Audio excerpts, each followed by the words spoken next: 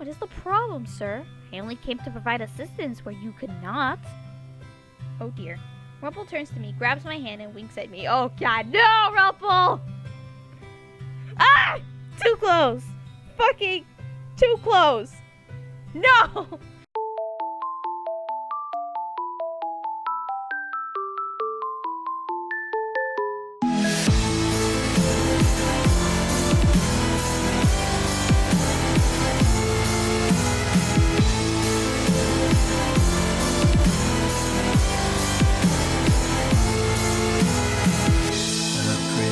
Lives in a monochrome world, working from the side through her lonely eyes. It reflects the ocean and stars, but her cry echoes around the simple loss of love in her heart, making this whole fairy tale alive.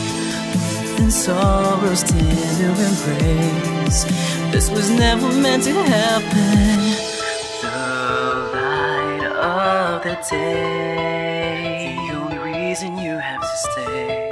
Hear me sing my song and just keep holding on. Cinderella, why don't you stay with me tonight? We will dance until midnight comes and we could run away. Oh, we will never ever be apart. Set aside all your fears, this magic lives inside your heart. I am here, would you wanna stay with me tonight? Follow me, we will run across the bridge of fantasy. Oh, all the pain and sadness that you feel, believe in me, hold me close, don't ever let me go. Come and stay with me forever. Magic lives so long as I am here. What's up, guys? My name's Angielle, and welcome back to Cinderella Phenomenon. So last where we left off, we got a job to sweep, and Delora decided to cast a spell on the broom so we would actually sweep, since MC or Anna doesn't want to sweep the floor.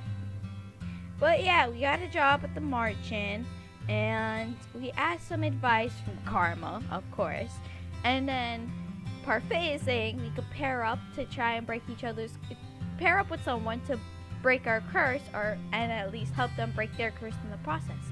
So that's when we chose the routes, and we chose Karma's route. So we're gonna continue on, going straight through to Karma. So let's continue. I decide to go search for Karma as soon as I'm done with Mr. Broom. Or as soon as it is done with me. He should be sitting at the bar or at a table. Hello! I find him at the usual table, talking to Waltz, who had his hands on a box. Why, if this isn't the princess! Lovely morning, isn't it? It is the same as any other. Nonsense! Every morning brings new opportunities, right, Waltz? I guess so. Every day there's another chance for a good deed, princess. Right. No clever comments today, princess? I do so enjoy them. Maybe coming to Karma was a bad idea. I would love to stay and offer advice, but Waltz and I better be off. We do have work to do. You mean that you're going to put me to work? Oh dear, aw. Work? Parfait asked us to pick up some provisions for the tavern. She asked us, but in the end it would be me carrying everything. Oh, poor Waltz. You would make a lady carry everything? I mean, you're not a lady, so... Karma suddenly stops, then whirls to look at me with wide eyes.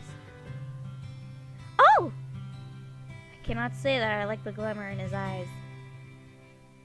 How would you like to help, Princess Reina? I'm sure this would count as one of your good deeds. I'm pretty sure that's not how this works. Oh, Waltz, you're no fun. Helping Karma carry things does not sound pleasant, but... I'll go. Oh, she surprised them. Truly? Oh my, Waltz, it seems I will not be requiring your assistance today. Why? No, let Waltz home to. He's cute. Princess, are you sure? Perhaps this might be considered good. Besides, I'll finally get to leave this place for the first time since I've been here. I am sure. Okay, take good care of the princess, Karma. Oh my god. Don't leave me! No, I'm joking. I want to be with Karma. Get some alone time. Of course. Bye-bye! For the rest of the day, Karma takes me to different shops around the town, reading off of a long list and giving me the coins to buy things. I notice that the townspeople treat me nicely when the two of us are together. I do not understand why everyone likes Miss Karma so much, but maybe it is because they do not really know him. That's true. We stop in the middle of the town and sit at a small cafe on the outskirts to take a break. Miss Karma is still the picture of elegance. Why do you dress like a woman? Oh, oops. Oh god! Don't, too close. Darling, not so loud. Why is this even a secret? It's related to my curse. I mentioned that before, didn't I? What was your curse again? He never told us his curse. Karma was one of the only people at the tavern who did not share what his curse was. Is knowing my curse even so important? Yes! Yes, it is. So I can break your curse. And help you so I can break my curse. Duh. I'm sorry, I'm being too mean. You know what my curse is, so tell me what yours is. You dragged me around town to help carry your things. But Princess, those weren't even my things. They weren't mine either. Okay, I will tell you, though it is very sad. Oh, dear Lord, I feel like we're in for a long story. I do not think a curse is meant to be a happy thing. I have the beauty's curse. It is what forces people to fall in love with me every time they see my handsome face. Are you lying to me or not? I don't know. I feel like he's lying. Is that really a curse? That does not seem awful at all. I cannot read today. Terrible, isn't it? Fuck, I gotta save. I don't know. What's the get points? I don't know. Should we say it's not that terrible? Because it is the truth. It's not that terrible because it doesn't sound horrible. If I make a mistake and I don't get a point, I'm going back and changing my choice. That's what I do. I know when I get a point for someone, so let's try. I do not think it's that terrible. You can work around it. You have your disguise. Yes, I suppose I do, don't I? People loving you isn't such a bad thing, is it? Everyone loves Miss Karma. Meanwhile, I cannot even get my father to look in my direction. I'd prefer a person to love me as I am, not because they are compelled to because of a curse. I can feel his eyes on me. I refuse to look at him, thinking that his gaze must be filled with judgment. Princess, are you okay? Why wouldn't I be? You look a little lost in thought. I am fine. Still, it feels like I probably picked the wrong choice. I'm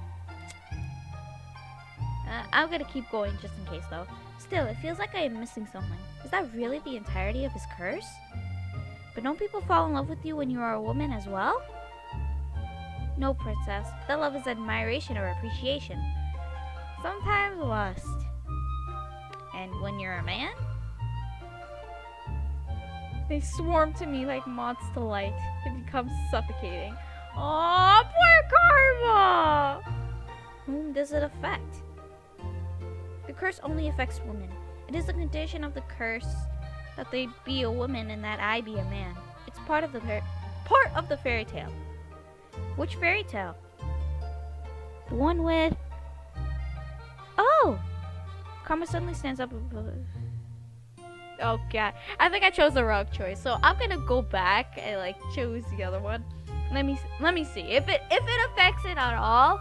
If it affects the choice at all, then I will keep that choice. If it doesn't affect anything at all, then I'll keep the other choice.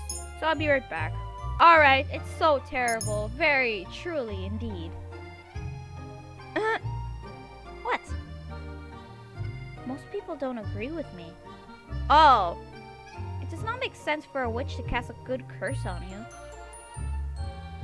I guess it doesn't, does it? Thank you, Princess Reina. Why is he thanking me?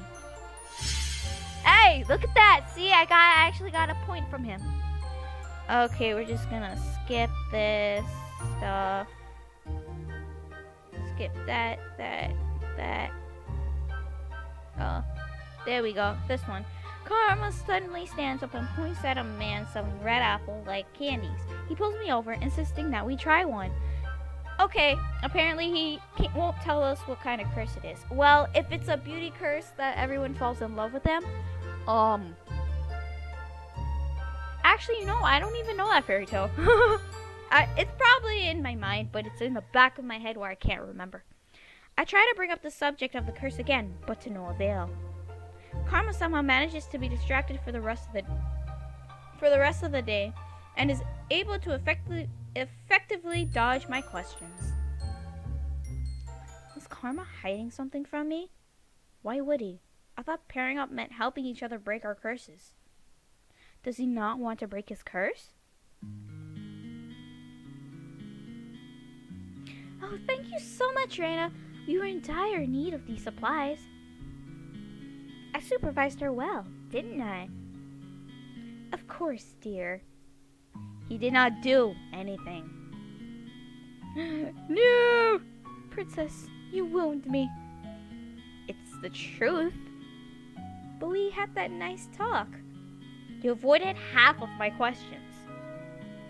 Karma let out an exasperated sigh that becomes a very forced yawn. I'm going to go to bed. Today has been a tiring day. Please excuse me, darlings. Sleep well. Sleep well, Karma. Bye-bye, Karma. Karma walks away, leaving me alone with Parfait. He's not so bad, you know? I could agree with you. I like Karma. I do not know why I agreed to work with him. Give him a chance, Reina. I did not get a single good deed today. It's not just about the act, but about the intentions. Did Karma just use me then? I am tired. I'm going to bed. Tonight I will rethink my partnership. Okay. I barely slept that night. When I wake up the next day, my body is sore from carrying supplies around town yesterday. The more I think about Karma, the more my anger boils inside of me. Oh dear. How could I not have gotten a good deed yesterday? I decided to fight him first thing in the morning. I see him at his usual table, once again staring out the window. A dark aura seems to surround him, and I notice that no one is sitting with him today. Oh dear, Karma, are you okay? Karma. He keeps staring outside, and his eyes are glassy. Karma! Oh, Princess, good morning. It is far from a good morning. I did not sleep at all last night. What a shame. His voice is surprisingly cold, his tone rather dismissive. Oh dear. Karma, what's wrong? I was too busy thinking about yesterday. You told me that helping you would maybe help me complete a good deed. I point at my necklace, which hasn't changed at all since I received it. Do you see? Not another piece. You get pieces added to your glass slipper? That's charming. I was thinking that pairing up with you was a bad idea. No! You hurt his feelings! I love Karma. Why would you say that? Princess, did you just say that you were paired up with me? I did. You must have known. Oh my. I assumed that you just wanted to help me. I didn't know you were pairing up with anyone. That's right. I never told him directly I wanted to partner up. Should I have? Well, it does not matter what I say anymore. because I do not think you can help me. Princess, I can't help you do a good deed. You have to do them on your own. I can present you with opportunities, though. Opportunities? We start first by thawing the ice around your heart. So even Karma is calling me the Ice Princess. It's kind of true you are. At least I speak my mind and don't pretend to be someone I am not. That's cold. And I do not promise things I cannot deliver either. Princess, I do believe you misinterpreted my words yesterday. That is not my fault. Patience is a virtue. Now, if you could, I would like some time alone. I did not sleep well yesterday. Didn't sleep well? Oh dear, that makes all three of us. Who? Oh my god, you... I'm trying to, like, I'm going for Karma, right? So I'm, like, gotta be enemies with Rumple, but I don't want to be. Rumple is sweet, kind of flirtatious, but so funny and cute. I like him. Oops. Go back. I turn around and see Rumple appear at the front door. He strides toward the table with a confident grin on his face and then takes another seat. I know these two are enemies. Karma lets out a sigh. Foul man, what are you doing here? You flirt with a man once and he hates you. Is that it? No, you flirt with a man and then you insult him unnecessarily. Oh, I thought that was all in good fun. Something about the expression on Rumple's face tells me that is not true at all. Are they always going to be at each other's throats now? Probably, yeah. What are you doing here, Rumple? I couldn't help but overhear that you were looking for a partner, Princess. Oh dear. Karma's not happy.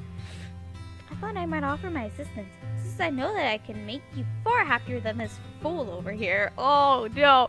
Rumple, I love you, but I'm going for Karma, and Karma is sweet and nice. I like him a lot, okay? Even though he's a bit of a narcissist. I still love him. You just hurt his feelings. Would you like me to hit you again? What is the problem, sir? I only came to provide assistance where you could not.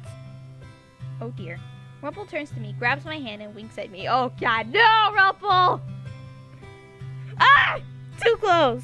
Fucking too close! No! What do you say, Princess? We could be wonderful partners, and in no time at all, I swear I would have your heart aflutter. Oh, before I can slap his hand away, Karma slaps him instead. Thank you, Karma! I cannot help the surprise on my face. Would you like another slap? I am in no mood for pleasantries today. I don't know how I ever mistook you for a lady. You're the most brutish man here. Oh, slap again. A slap for each cheek, darling. Would you like a third? Oh. Rumple stands abruptly from the table and glares at Karma. I can almost see electricity bouncing between the two of them as they stare over my head at each other. I see Jiren walking toward us with a stern look on her face.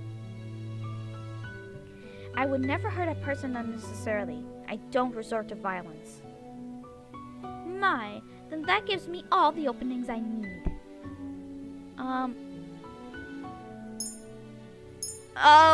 We're going for Karma here, so might as well slap him, but I'm gonna say first. Alright, we're gonna slap Rumple. We're not standing up for him because we're not going to, we're not doing his route. We're actually going for Karma, so I'll lean forward to slap Rumple from his blind spot. Oh. Both of the men turn to stare at me. I look at the red spot I left on Rumple's cheek and wince. I don't think I have ever slapped a person for anyone else before. My chest feels slightly heavy. Princess? Oops. You are being ridiculous.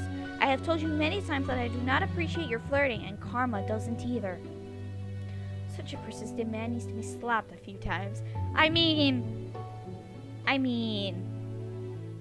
Rumple puts a hand to his cheek and stares at me, distraught. You deserve that. Alright, what's happening over here? Yurin comes to stand in front of us, her expression stern. Nothing. I was just showing myself out. Excuse me. Rumple leaves, and I am alone with Karma. He slumps back down into his chair. After making sure that he won't do anything rash again, Urin leaves us. I leave Karma sitting there by himself and return to the front of the tavern, where Anise has more chores waiting for me. Wait, was that not the right thing? I don't hear anything. But, you know what? If anything, I want to try for both choices, but I feel like I'll stick with this one because slapping Rumple is like the... Maybe I was supposed to do a good deed and stand up for Rumple. You know what? I'm apparently going to just go back for a second. Stand up for Rumple. Let's see what happens. No matter how annoying Rumple is, I don't think he deserves to be abused so much. Besides, Karma does not usually lash out like this. I move to stand in front of Rumple. Princess? This is pathetic, Karma. I know you're not in the mood for pleasantries, but that is no excuse to hurt Rumple. Princess, please move. You're acting like a petulant child. Fine. You're right. I wasn't expecting him to so easily admit to a mistake. I turned to Rumple. I was only standing up for you, Rumple, because Karma is annoying me. Oh. Yeah, this wasn't the right choice. I looked down at my necklace, but there is no extra piece. So that wasn't a good deed either. Yeah, that wasn't a good deed. So I'll stick with the other choice. Yeah, so I stayed with the other piece. I stayed with the other choice, like, to slap Rumple. Because I feel like that was the right thing. Plus, admitting Karma was annoying would actually probably bring down a point or something.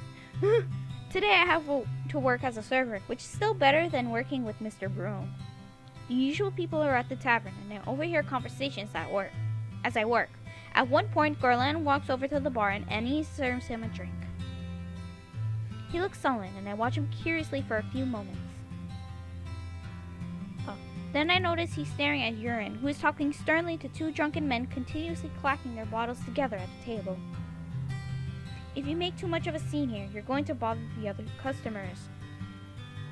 But the same people are here all the time, eh? We're not bothering anyone, hun. I feel like he's getting jealous. Garland looks so agitated. What is wrong with him? I will not stand to have you call me that again.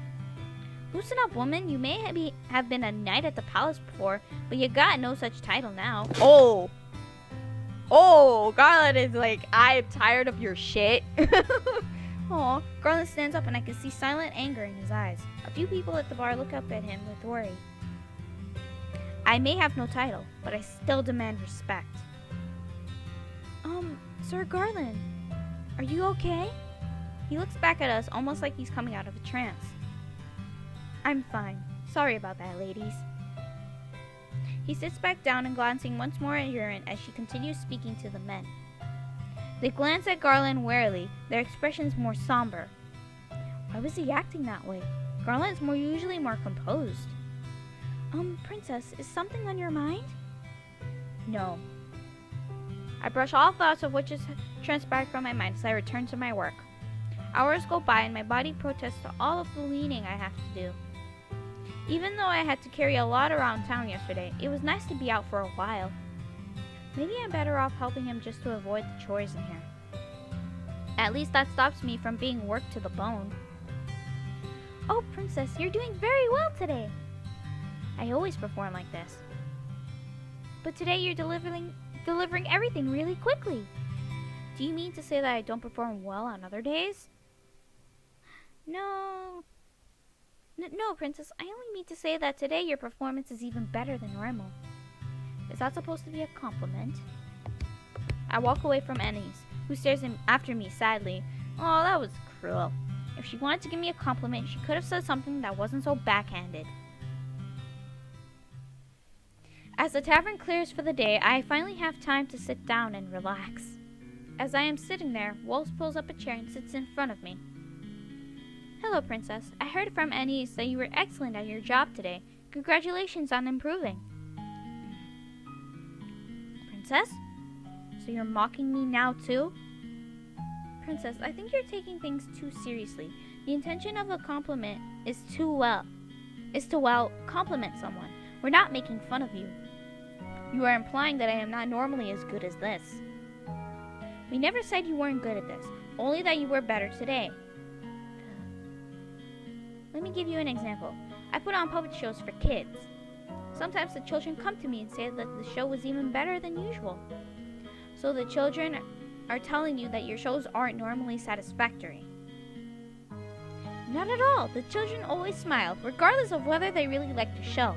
So long as you're trying your best, that's all that matters. The people in the bar are always smiling when you deliver food to them, aren't they? No. No one likes me here.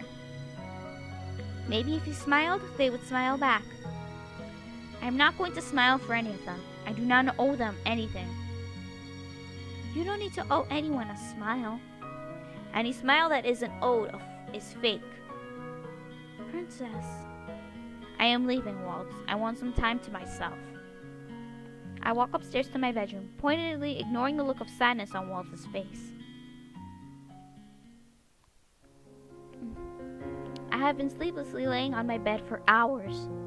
Sometimes I hear the sounds of people walking through the hallway. Who would be up at this time of night? I need to leave and get some fresh air. It is eerily quiet at night. I stop when I hear faint sounds coming from outside. What was that? What is that? Let's go outside and check. Well, I did say I needed some fresh air. No point in backing out now. I walk to the front door. Princess? I turn to see Delora looking at me with amusement flickering in her eyes. Princess, what are you doing? Getting some fresh air. It's dangerous out at night, you know. You can't just keep me inside like some caged bird. I didn't say you had to stay inside. I said it was dangerous. You might need to get your ears checked.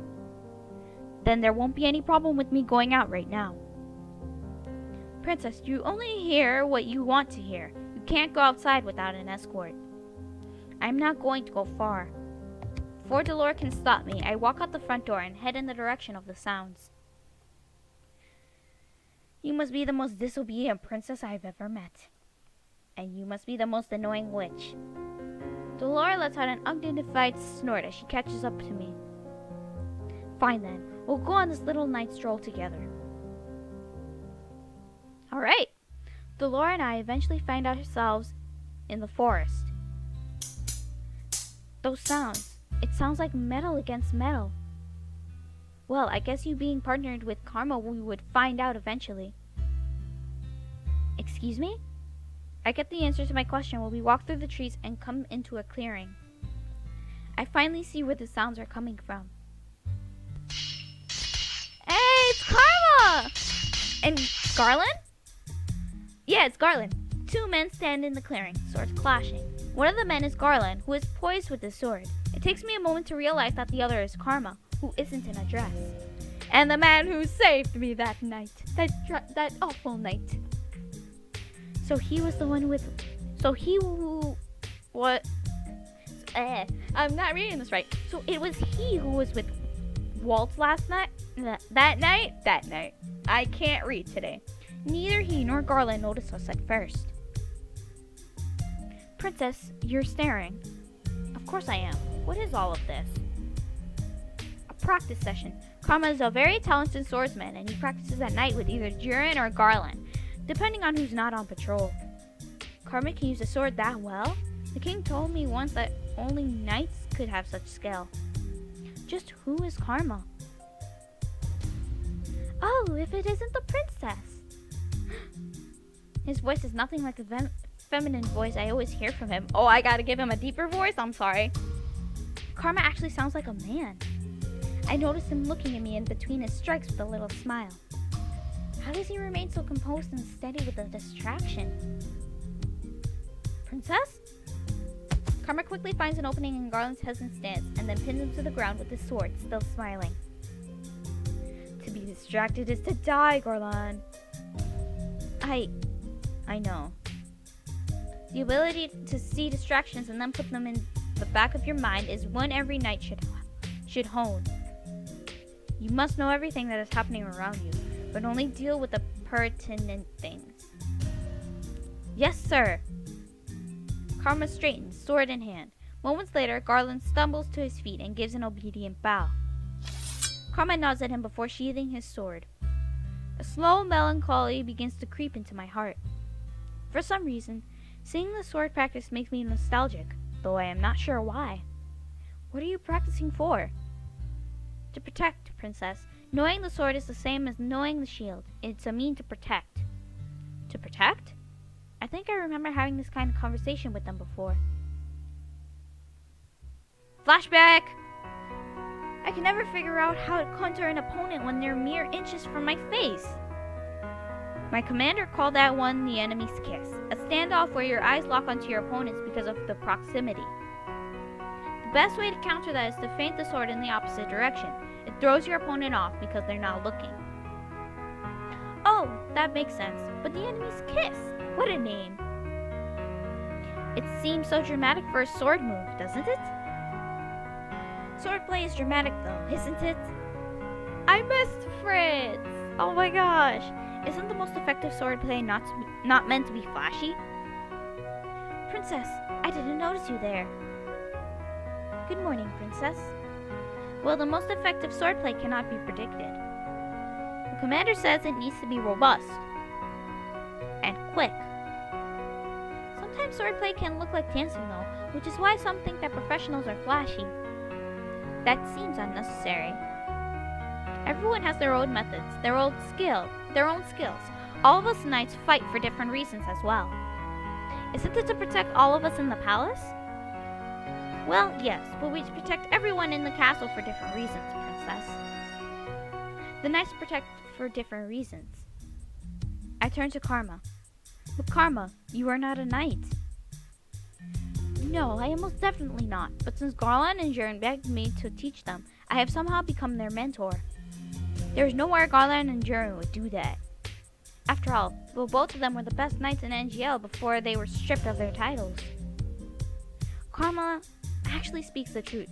Jern and I really did have to get down on our knees and beg for him to instruct us. Wow, that's fun to imagine.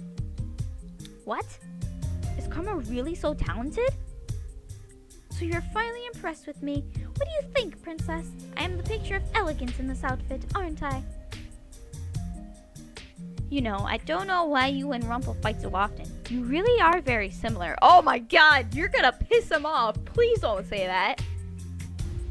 Don't compare me to that fool. He has no class. Just because you come from different backgrounds doesn't mean he has less class. So the reason you were so tired today is because you do these practices at night? Oh, I suppose I've been caught red-handed. Why does this have to be a secret? Does it have to do with Karma's curse? But he is not in disguise now.